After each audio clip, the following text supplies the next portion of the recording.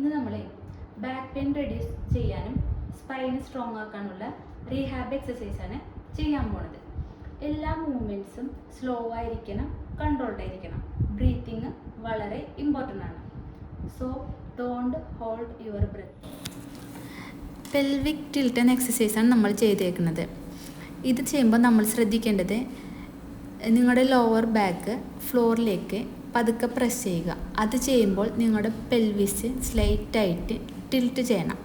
അതിനൊപ്പം belly button സ്പൈനിലേക്ക് pull ചെയ്യുന്ന പോലെ ഫീൽ ചെയ്യാൻ ശ്രമിക്കുക.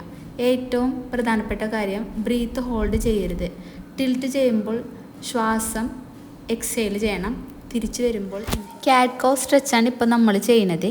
ഇത് ക്യാറ്റ് എന്ന് പറയുമ്പോൾ ബാക്ക് ഭാഗം റൗണ്ട് ആവുമ്പോൾ നമ്മൾ എക്സ്ഹെയിൽ ചെയ്യുക.